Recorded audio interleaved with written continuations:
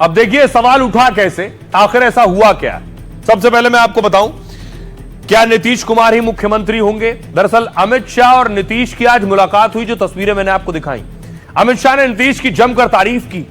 अमित शाह ने कहा नीतीश के नेतृत्व में एनडीए चुनाव लड़ रहा है। नीतीश की कई योजनाओं की भी शाह ने तारीफ की, लेकिन शाह के एक इंटरव्यू में दिए बयान पर हंगामा हो गया। अमित शाह ने कहा था चुनाव बाद विधायकों की बैठक होगी, एनडीए विधायकों की बैठक में सीएम चुना जाएगा। शाह के इस बयान को लेकर विपक्ष ने सवाल उठाए, क्या नीतीश एनडीए का सीएम चेहरा नहीं है? क्या चुनाव बाद नीतीश की जगह कोई और सीएम होगा? जेडीयू का आरोप बयान को तोड़ मरोड़ कर पेश किया गया। जेडीयू ने कहा, ललन सिंह ने कहा विपक्ष के पास कोई चुनावी मुद्दा नहीं, चुनाव बाद नीतीश के नाम का आधिकारिक ऐलान होगा। पूर्व सीएम जीतन राम मांझी ने शाह के बयान को लेकर बयान दिया। शाह ने कुछ कहा है तो यह आधिकारिक बयान माना जाएगा, मांझी ने कहा, लेकिन चुनाव से पहले अगला सीएम तय होना चाहिए। आइए इस खबर के बाद क्या कुछ कह रहे हैं सियासतदान, वो सुनिए जरा। एनडीए 20 साल में सबसे बड़े बहुमत के साथ बिहार में सरकार बनाने जा रहा है। नीतीश कुमार जी के नेतृत्व में लड़ रहे हैं और देश भर में हमारे यशस्वी प्रधानमंत्री नरेंद्र मोदी जी एनडीए का नेतृत्व कर रहे हैं। गृह मंत्री जी ने बार बार कहा है कि हम बिहार विधानसभा का चुनाव नीतीश कुमार के नेतृत्व में ही लड़ रहे हैं।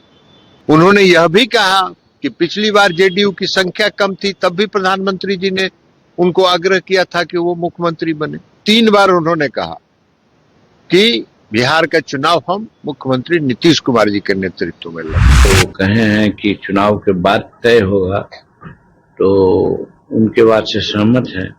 चुनाव के पहले नेता यानी होने वाले मुख्यमंत्री का भी नाम तय हो जाना चाहिए था, डायलमा नहीं रहना चाहिए। पिछले बार भी अभी भी हमारा ज्यादा एमएलए है, लेकिन हमारे नीतीश जी ही नेता है, तो ये तो उन्होंने स्पष्ट कर दिया। उनका संकेत ही स्पष्ट था कि नीतीश जी हमारे नेता हैं और हम ज्यादा विधायक लाकर भी नीतीश जी को ही मुख्यमंत्री बनाए हुए हैं और आगे भी हमारा नीतीश जी नेतृत्व करता रहेंगे। गृह मंत्री जी जो बोले हैं उसको पूरे कॉन्टेक्स्ट में देखिए, आधा काट कर मत देखिए। उन्होंने कहा है कि इस चुनाव के एनडीए के नेता नीतीश कुमार हैं, एनडीए के फेस नीतीश कुमार है और उन्हीं के नाम पर हम लोग बिहार में चुनाव लड़ने जा रहे हैं। नीतीश कुमार को फिनिश करने के लिए यहाँ आ रहे हैं, नीतीश को फिनिश करो। तो अमित भाई तो कहिए दिए, एजेंडा तय कर दिए कि मुख्यमंत्री अभी नहीं, उसके गुप्त एजेंडा तो यही है उन लोग का, नीतीश कुमार नहीं, अभी नहीं तो कभी नहीं। नीतीश कुमार जी के नेतृत्व में लड़ेंगे, जीतेंगे और सरकार बनाएंगे। जनता बनाती है ना, अभी जनता, हम लोग मुख्यमंत्री नीतीश कुमार जी के नेतृत्व में लड़ेंगे, जीतेंगे और उनके नेतृत्व में सरकार बनाएंगे। अब सवाल यह है कि नामांकन का आज आखिरी दिन था, लेकिन सोचिए महागठबंधन में अभी भी खींचतान क्यों जारी है।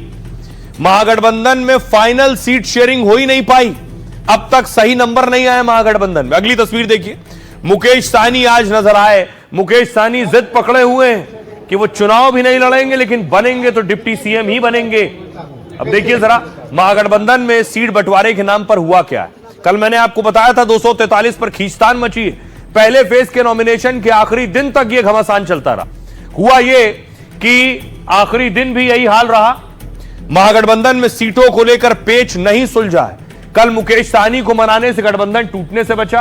आज कई सीटों पर 2-2 दलों के उम्मीदवारों ने पर्चा भरा। करीब 7 सीटों पर फ्रेंडली फाइट की संभावना बन रही आपस में। बछवाड़ा सीट पर सीपीआई के साथ कांग्रेस ने भी उम्मीदवार उतार दिया। 6 पर कांग्रेस और आरजेडी दोनों ने उम्मीदवार उतार दिए हैं। मुकेश सहनी मान तो गए, लेकिन चुनाव नहीं लड़ेंगे। मुकेश सहनी की सीट पर आरजेडी ने अपना उम्मीदवार उतार दिया। वीआईपी को 15 सीटें मिली, जिस पर सहनी नाराज हो गए थे। राहुल के दखल के बाद मुकेश सहनी में रहने को तो तैयार हुए गठबंधन में। 2 दिन से आरजेडी और वीआईपी में बातचीत टूट गई थी। सहनी ने कहा मुझे राज्यसभा नहीं चाहिए, मुझे तो डिप्टी सीएम बनना है। पहले फेज में 121 सीटों पर वोटिंग होनी और इसके लिए नाम वापसी की तारीख 20 अक्टूबर है। बात नहीं बनी तो अंत तक सीटों पर खींचतान चल सकती है। सोचिए विचित्र तरह की लड़ाई हो रही है, साथ भी हैं और लड़ भी रहे हैं। सुनिए सियासतदानों। जो मुल्ला शाही है, एक्स एमएलए है, वो पिछली बार 113 वोट से हारे थे और उनकी टिकट काट दी गई। किस ग्राउंड पर काटी गई पता नहीं चला।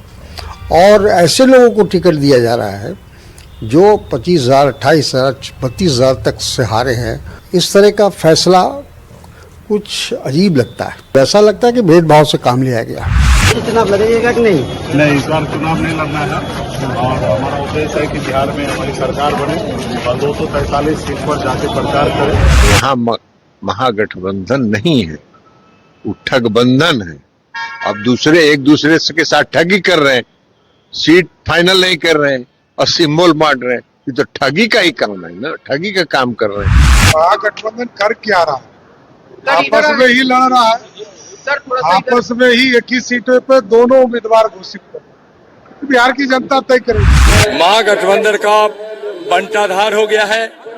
ऐसे भी बिहार की जनता पर घमंडिया इंडी गठबंधन वालों को कोई भरोसा नहीं है, तो एनडीए गठबंधन का सुपड़ा साफ बिहार की जनता करेगी। देखे ना, शीशे के घर में रह के पत्थर फेंकते हैं। मांझी जी बोला एनडीए नुकसान में जाएगा। आप गिरिराज क्या बोला मुगलताई में बीजेपी ना रहे। कुशवाहा जी तो डेली लव लेटर लिख रहे हैं, बार्गेनिंग चल रही है, सब ठीक नहीं। केसी त्यागी भी बोले ही। हमारे यहाँ कौन बोला क्या? हमारे यहाँ तो ऑलवेज वे। महागठबंधन में कोई नेता नहीं है और जब ड्राइवर ही बन गए राहुल गांधी के तेजस्वी जी, तो स्वीकार करिए, राहुल शरणम गच्छामि, कोई दूसरा रास्ता नहीं आपके पास। कह रहे थे आदरणीय मांझी जी नुकसान होगा एनडीए को, हमें उचित सम्मान नहीं मिला। आदरणीय उपेंद्र कुशवाहा जी कह रहे थे कि कुछ भी ठीक नहीं है। किसी ने कोई सवाल नहीं खड़े किए हैं। सब लोगों ने मिल बैठ करके तय किया है महागठबंधन में कि हम एकजुट होकर 243 सीटों पर महागठबंधन के उम्मीदवार चुनाव लड़ रहे हैं। और देखिए, आज नामांकन का आखिरी दिन था, तो जिनके पास मौका था उन्होंने आज नामांकन किया है। बिहार विधानसभा चुनाव के पहले फेज के नॉमिनेशन का आखिरी दिन था। लोक गायिका मैथिली ठाकुर ने पाग पहनकर नॉमिनेशन किया। मैथिली ने 3 दिनों पहले ही बीजेपी की सदस्यता ली है और सीवान सदर से बीजेपी नेता मंगल पांडे ने अपना नामांकन दाखिल किया। इस मौके पर जन आशीर्वाद के लिए एक विशाल जुलूस का आयोजन किया गया। उत्तराखंड के मुख्यमंत्री धामी और यूपी के डिप्टी सीएम केशव प्रसाद मौर्य इस दौरान मौजूद थे। वहीं लालगंज सीट पर आरजेडी कांग्रेस आमने सामने।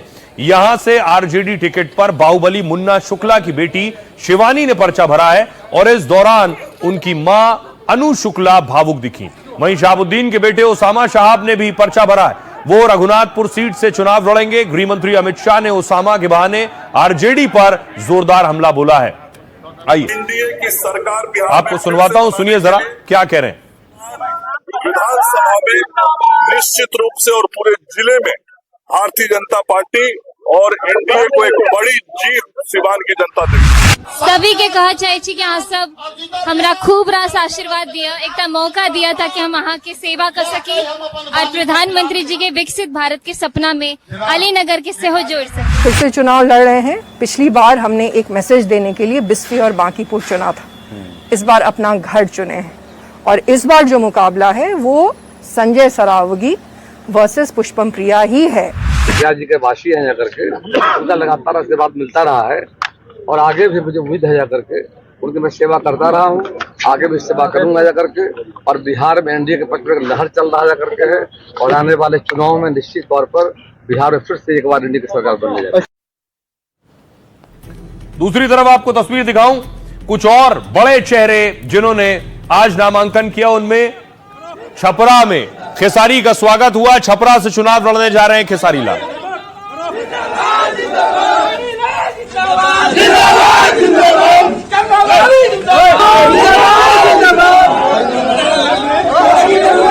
दिल से धन्यवाद और हम प्रयास करें कि दलों के बीच में और हमेशा।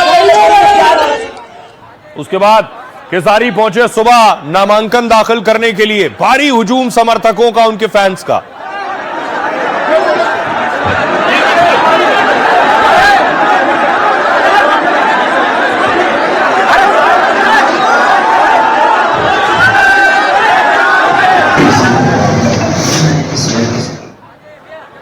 उसके बाद खेसारी भावुक हो गए, चुनाव की वजह से भावुक हो गए या फैंस को देखकर हो गए?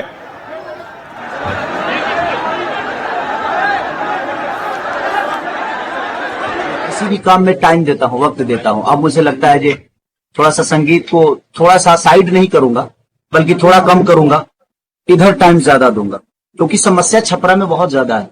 यहां तक कि डीएम ऑफिस तक पानी घुस गया था इस बार बारिश में। तो मैं जिस तरह मैंने खुद को बड़ा किया, प्रयास उसी तरह रहेगी कि जिस तरह मेरे बच्चे बेहतर स्कूल में पढ़ते हैं, उसी तरह हमारे छपरा के भविष्य जो आने वाले बच्चे हैं जो हैं, वो कम से कम बेहतर स्कूल में पढ़े, उनका इलाज के लिए बेहतर स्वास्थ्य हो। और सबसे बड़ा हम लोगों का जो पलायन रोकने का। और आइए खबरों में आगे बढ़ते हैं। आज की एक और बड़ी खबर है, अमित शाह ने कहा था अगले साल तक पूरी तरह से नक्सलवाद का सफाया होगा। आज देखिए जरा, 100 से ज्यादा नक्सलियों ने सरेंडर किया है। ये वो तस्वीर आप देख रहे हैं उनके सरेंडर करने की।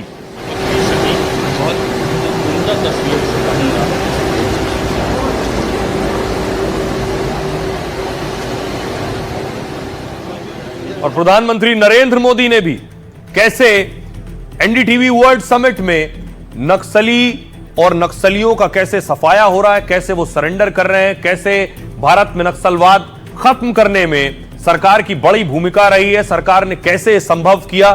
सुनिए जरा पीएम मोदी ने क्या कहा। मैं आपको पिछले 75 घंटों का आंकड़ा देता हूं, ओनली 75 आवर्स। मैं जानता हूं ये मीडिया का मेन न्यूज नहीं है, लेकिन मेरे जीवन का एक बहुत बड़ा संतोष का विषय है। इन 75 घंटों में 303 नक्सलियों ने सरेंडर किया है।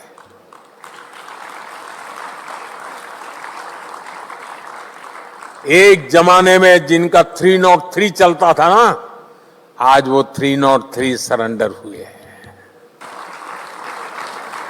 ये बदलाव है साथियों। इस बार माओवादी आतंक से मुक्त क्षेत्रों में दिवाली की रौनक कुछ और होने जा रही है। 50-55 साल हुए दिवाली नहीं देखी थी उन्होंने, अब दिवाली देखेंगे। और मुझे पक्का विश्वास है दोस्तों, ये हमारी मेहनत रंग लाएगी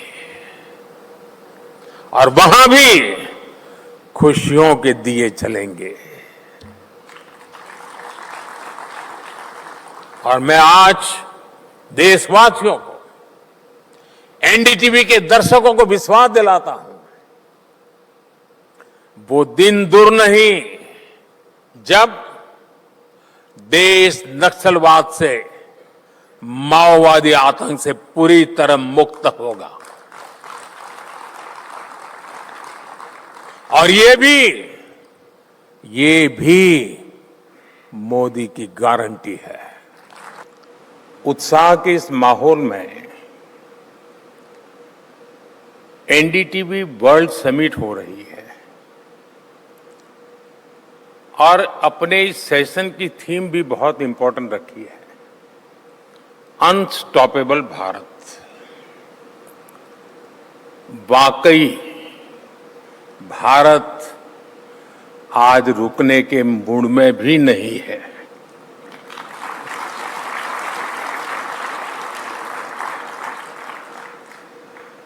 हम न रुकेंगे न हम थमेंगे। अब भारत आतंकी हमलों के बाद चुप नहीं बैठता है। सर्जिकल स्ट्राइक करके, एयर स्ट्राइक करके, ऑपरेशन सिंदूर करके भारत मुंह तोड़ जवाब देता है। आज भारत अब फ्रेजाइल 5 से बाहर निकलकर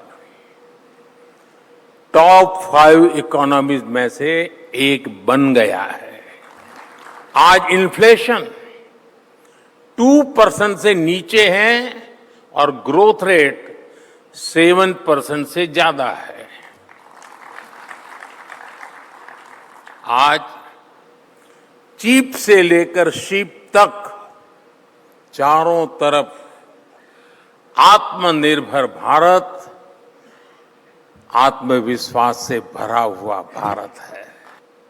बीते 3 सालों में भारत की एवरेज ग्रोथ 7.8% रही है।